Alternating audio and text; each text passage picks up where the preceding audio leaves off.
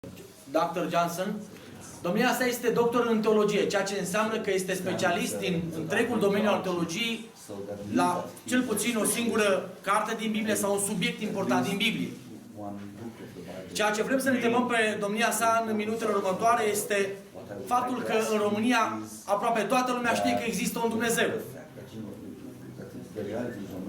Aproape toată lumea, până și copilul de pe stradă, știe că Isus a murit pe cruce.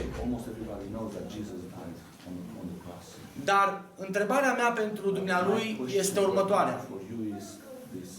De ce avem noi ca oameni nevoie de mântuirea lui Isus Hristos?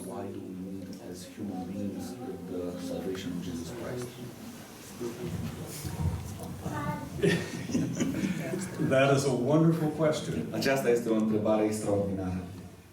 And before I try to answer that wonderful question, Și înainte de a răspunde la această întrebare extraordinară, let me also share my great delight dați-mi voie să vă spun și eu despre marea plăcere pe care o am of being here in Romania. să fiu aici, în România. This is now day 3 for me.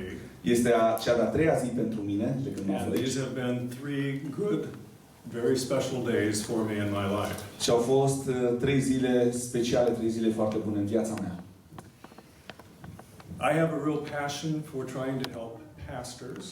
Am o pasiune în a ajuta alți pastori. And so that is fundamentally why I am here in Romania. Și acest lucru este de fapt motivul pentru care mă aflu aici în România. And so when Dave asked whether I would be willing to come to Romania to help some pastors, it was almost a no-brainer for me. Și în momentul în care Dave m-a întrebat dacă pot veni în România ca să ajut alți păstori, răspunsul a venit imediat. Because in years past I've tried to help those ministering in Bangladesh. Pentru că în anii care au trecut am încercat să mă implic în diverse lucrări misionare în Bangladesh. And also pastors in Malawi. Și de asemenea am lucrat cu pastori din Malawi. Both countries are on the bottom list of impoverished nations in the world. Ambele state se află jos de tot în lista celor mai sărace state din lume. That is not true for Romania. Lucrul acesta nu este adevărat cu privire la România. At any rate, Dave invited me to come and to try to encourage pastors, and I said yes. This now is the first time, however, that I have stepped onto European soil. M-au invitat aici în România ca să vin și să lucrez cu pastorii și să încerc să-i ajut. De fapt, este pentru prima dată când pășesc pe pământ european. Good step. Good step. It's a very good step, yes. Sunt pași importanți. And I'll just share a little personal note, and then I will get to your question eventually. We're going around the barn. Vă mai spun ceva și apoi voi reveni la întrebarea adresată. I am wearing this jacket to keep warm. Port această geacă pe mine ca să-mi țină de cald. But I also wear it because my father flew B-24 in World War II. Dar de asemenea o port pentru că tatăl meu a pilotat, a zburat cu B-24, avion tip B-24 în cel de-al doilea război mondial. And he wore a jacket like this, and so I thought it appropriate when I came to Europe. Tatăl meu purta o astfel de geacă și am crezut că este bine ca și eu să, atunci când vin în Europa, it would be appropriate for me then to honor him. He died a year and a half ago. Ar fi bine ca atunci când vin în Europa să îl onorez prin a avea o geacă cum a avut și el, și el a murit acum 1 an și jumătate. He was 96. Avea 96 de ani. And he flew 32 missions over the continent. Și a zburat în 32 de misiuni deasupra continentului. And never was any of his crew lost. Și niciunul dintre membrii echipajului său nu a fost pierdut. That, of course, has nothing to do with your question. Este clar că ceea ce am spus n-are nimic de a face cu întrebarea adresată. It was a moment of privilege. How's that? A fost un moment, un privilegiu pentru mine să mai spun câteva cuvinte. I spend much time reading the New Testament and the Bible. Am petrecut mult timp citind Noul Testament și citind Biblia. and try to understand what it is that I'm reading. Și am încercat să înțeleg ce înseamnă ceea ce citesc. However, in order to answer your question, I will not go initially to the scriptures, but rather I would have us make two observations. Înainte sau încercând să răspund întrebării, n-aș merge neapărat la argumente biblice, ci aș face două observații. One of those observations is that we live in a world where most everyone, most every day, quite frequently, is using the word good and bad. Trăim într-o lume în care oamenii aproape cu o frecvență zilnică rostesc cuvintele bun sau rău. I do not doubt that as you view the United States, we Americans are often fighting about one thing or another. Probabil că priviți adesea la Statele Unite ale Americii și observați că noi, americanii, ne luptăm fie pentru un lucru, fie pentru altul. We will say, this is right and that's wrong. Probabil că am spune, acest lucru este corect și celălalt este greșit. I would guess that you Romanians do the same. Și bănuiesc că și voi românii faceți la fel. True? E adevărat, nu? Sometimes. Sometimes. Oh, okay. Uneori. So my observation is that we live in a moral universe. Observația pe care vreau să fac este că trăim într-un univers moral. And so to understand why salvation, we need first to recognize that in fact we do live in a world where there is right and there is wrong. Înainte ca să înțelegem de ce am nevoie de mântuire, de ce am nevoie de salvare, trebuie să înțelegem că trăim într-un univers moral unde există bine și rău. Again, within the United States, we spend great effort and energy trying to say this is right and that's wrong. În Statele Unite ale Americii ne luăm sau ne ia foarte multă energie și timp ca să demonstrăm și să arătăm ce este bine și ce este rău. So my point simply is, if we look at the world in which we live, we will come to a conclusion, at least I think we will, that there is some kind of standard. There is some set that says this is right and this is wrong. Ceea ce vreau să spun este că privind la lumea în care trăim, o să descoperim niște standarde care spun clar acest lucru este bun și celălalt lucru este greșit.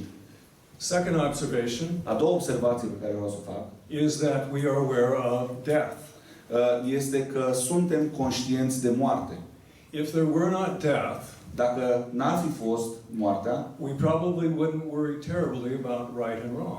probabil că nu ne-am teme foarte tare de ce este bine și ce este rău.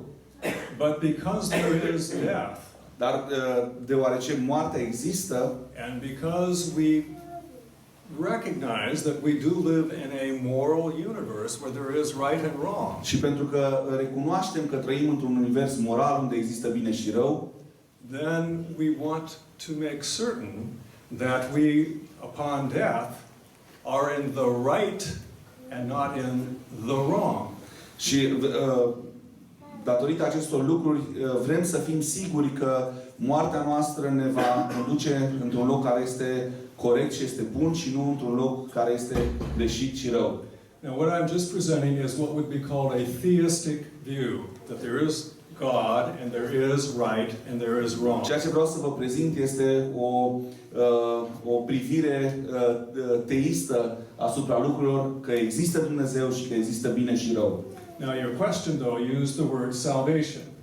Întrebarea conținea cuvântul salvare sau mântuire. Within the Christian tradition and within the scriptures, În credința creștină și în Sfintele Scripturi, the word Savior and salvation is used with great frequency.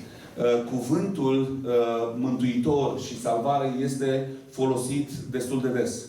In fact, the name Jesus, De fapt, numele Iisus, in Hebrew, Yeshua, în limba ebraică, Yeshua, means the Lord is salvation. înseamnă Dumnezeu este mântuirea. And so if, again, we live in a moral universe, if there is death, Din nou, vreau să repet, trăim într-un univers moral, așa că dacă există moarte, and then if we're going to talk in terms of salvation, we then need to talk, what are we to be saved from? Și dacă vorbim despre salvare, atunci de la ce ar trebui să fim salvați?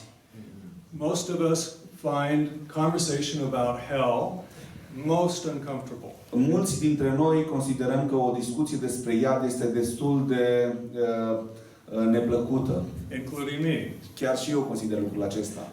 But if we live in a moral universe, and if God is holy, Dacă trăim într-un univers moral și dacă Dumnezeu este sfânt, if God is just, dacă Dumnezeu este drept, then we must allow that there is then hell.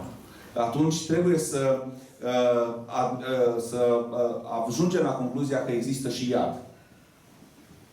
The good news Vestea bună is that our Creator este că Creatorul nostru is our Savior. este Salvatorul nostru. If I can use two analogies, Dacă folosesc două analogii, to make it into heaven is like going to school where the passing grade is 100%. a merge în cer este ca și cum ai merge la școală și gradul de admitere, de reușită într-o școală este de 100%. Anything less than 100% Orice este mai puțin de 100% is failure. este eșec. That is the standard of a holy God in terms of right and justice. Acesta este această raportare la un Dumnezeu drept și sfânt. Another analogy. O altă analogie, In the year 1912, în anul 1912, well before all of us were born, cu mult înaintea noastră ca să ne naștem, the Titanic vaporul Titanic was the great ship of the era, and it was making this maiden voyage from England to the United States. Acest vapor Titanic era marea capodopă inginerească a erei respective și urma să facă această călătorie între Marea Britanie și Statele Unite ale Americii. And of course, as you may know, it hit an iceberg Și așa cum fiecare dintre noastre știți, a lovit un iceberg and sank. și s-a scufundat. You and I, or at least I, am like a person on the Titanic when it comes to good and evil. Poate că și dumneavoastră sunteți, sau eu cel puțin sunt ca o persoană despre Titanic care ajunge să înțeleagă răul. We know the ship is going to sink. Știm că vaporul se scufundă. Se va scufunda. And so often people will say, well, I'm a good person. Și adesea oamenii spun, eu sunt o persoană bună. And that may be well and true, but Poate că este adevărat, poate că este corect. but my goodness now is like trying to rearrange the furniture on the Titanic. Dar bunătatea mea la acest moment este ca și cum ai încerca să rearanjezi mobila în momentul în care Titanicul se scufundă. If my comparison is with those who are on the ship and rearranging the furniture, I may look very good. Și în comparație cu ceilalți oameni care se află pe vapor, eu care îmi dau toată silința să aranjez mobila, But the truth is, sunt un om bun. the truth is, the ship is going to sink. Dar adevărul e că vaporul se va scufunda. Or if you go back to my first analogy, I have not gained 100%. Sau, dacă mergem la prima analogie pe care am făcut-o, încă n-am luat rezultatul de 100%. It doesn't matter how good I try to be, Nu contează cât de tare am încercat. I've not made the 100%, or I am on the ship and the ship is going to sink. N-am luat rezultatul de 100% sau mă aflu pe vapor și vaporul se scufundă. Or one other analogy. Am I going to? It's okay. Încă o analogie. One other analogy. Se permite. It is as though we have been on a cliff. E ca și cum ne-am aflat pe marginea unei prăpăstii. And all of us have fallen off the cliff. Și totul se prăbușește de sus. And unless someone saves us from hitting the bottom, Și dacă cineva nu ne-ar salva înainte de a cădea, de a ajunge jos, we will die. vom muri. The good news of the New Testament and of the gospel Vestea bună a Noului Testament și a Evangheliei is that Jesus is salvation. este că Isus este salvarea, este mântuirea. And so if we use the cliff analogy, it is as though then he has stretched a net underneath us. Dacă folosim analogia cu prăpastia, El este persoana care întinde sub noi această plasă de siguranță And has saved us. și ne-a salvat, ne salvează. Why salvation? De ce salvare? Because we live in a moral universe and Pentru there că is death. trăim într-un univers moral și există moarte And there is justice. și există dreptate And God is holy. și Dumnezeu este sfânt. But Dar he loves us. El ne iubește. And because he loves us, Și pentru că El ne iubește, he has provided the net. El este Cel care a pregătit plasa de siguranță. He has provided his very self on the cross. El s-a dat pe sine pe cruce And he has taken our judgment, our failure, și a off luat the cliff. judecata noastră, a luat eșecul nostru, a luat căderea noastră în prăpastie And he has done that for us so that we might then live with him și a făcut lucrul acesta în locul nostru ca noi să putem să trăim cu El after death, după moarte, in life, în viață, forever. pentru totdeauna.